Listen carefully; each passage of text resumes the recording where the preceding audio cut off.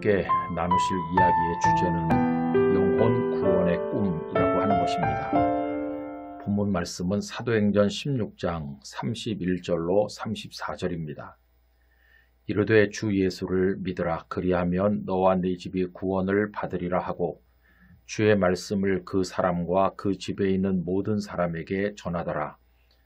그 밤 그 시각에 간수가 그들을 데려다가 그 맞은 자리를 씻어주고 자기와 그 온 가족이 다 세례를 받은 후 그들을 데리고 자기 집에 올라가서 음식을 차려주고 그와 온 집안이 하나님을 믿음으로 크게 기뻐하니라.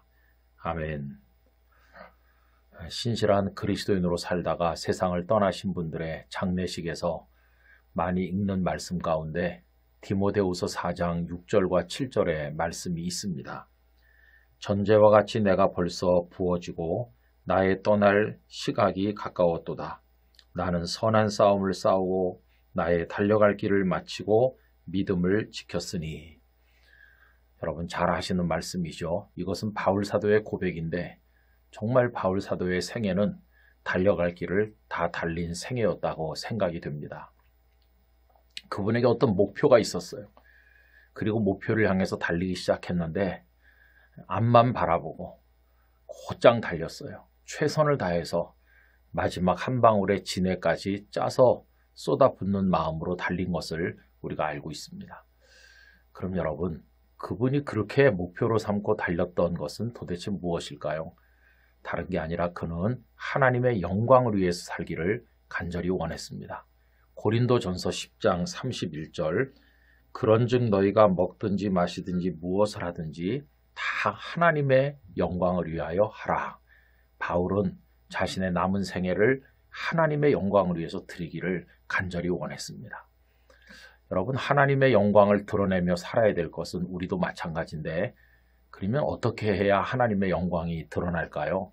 그것은 하나님께서 기뻐하시는 일을 행하는 것입니다. 하나님께서 가장 기뻐하시는 일을 하면 되는 거죠. 그게 뭘까요? 다른 게 아니라 영혼을 구원하는 것입니다. 여러분 누가복음 15장에 보면 잃었다가 찾는 이야기들이 쭉 나옵니다.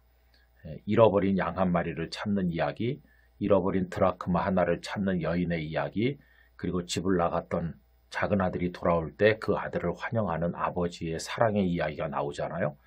공통점은 잃었던 것을 찾을 때 기뻐한다는 겁니다. 여러분, 잃어버린 영혼을 찾으면 하늘의 하나님께서 너무너무 기뻐하시는 거죠. 잃어버린 영혼을 찾는다는 게 결국은 죄인을 구원한다는 것이죠. 예수님께서 이 땅에 오신 목적 자체가 그걸 위한 게 아니겠습니까? 바울 사도가 사방으로 다니면서 이렇게 활동했던 것은 결국 십자가와 부활의 복음을 통해서 영혼들을 구원하기 위한 것이었어요. 그는 당시 땅끝이라고 할 수 있는 서바나에까지 가서 말씀을 전하려고 집념을 가졌는데 오늘 본문은 그가 빌립보에 도착해서 말씀을 전하다가 결국은 얻어맞고 감옥에 갇혔는데 그 감옥에서도 굴하지 않고 찬송하고 기도하던 가운데 옥문이 열리고 착고가 풀리고 이래서 그 간수의 가족이 구원받는 데 이르지 않습니까? 오늘 말씀 바로 그거거든요. 그때 바울 사도는 얻어맞아서 상처가 깊고 통증이 심하고 그럴 때인데도 그는 주 예수를 믿으라. 그리하면 너와 내 집이 구원을 얻으리라고 하면서 그 간수의 가족들이 예수님을 믿고 영혼이 구원을 받고 하나님의 자녀가 되는 일을 위해서 최선을 다한 것을 보게 됩니다. 여러분, 온몸이 욱신거리고 고통스러운 상황에서도 그의 일념은 복음 전하는 거였어요. 그래서 그는 최선을 다해서 그 일을 완수했던 것을 우리가 잘 알고 있습니다. 여러분, 2022년도가 되면서 여러 가지 결심들을 많이 하는데 이 영상을 함께 하시는 분들의 마음속에 하나님의 복음을 증거함으로 영혼을 구원하고자 하는 열망을 가슴에 품게 되기를 간절히 바랍니다. 주님이 이 땅에 오신 목적도 그것을 위한 것이고 교회를 세우신 것도 그것을 하기 위함입니다.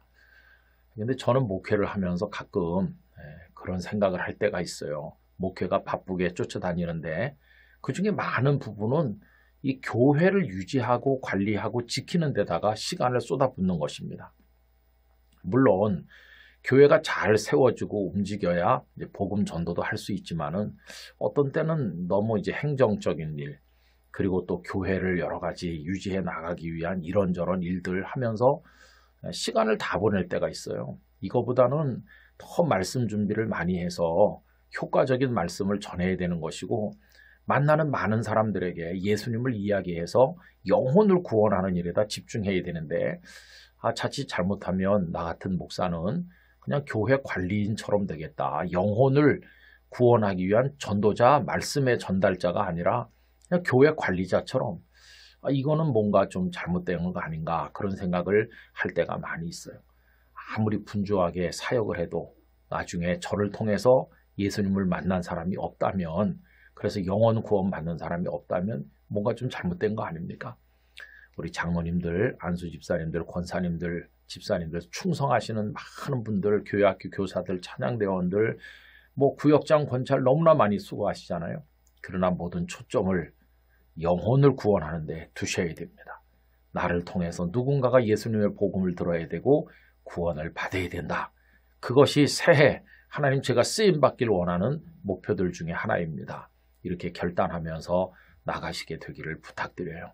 올해 아름다운 영혼 구원의 열매들이 많아지기를 간절히 소원합니다. 아버지 하나님, 저희들을 통해서 2022년 한 해 많은 이들에게 생명의 복음이 전해지게 하시고 성령님의 역사 가운데서 영혼이 구원받는 열매들이 맺혀지도록 하나님 저희들을 사용하여 주시옵소서. 예수님의 이름으로 기도 올리옵나이다. 아멘.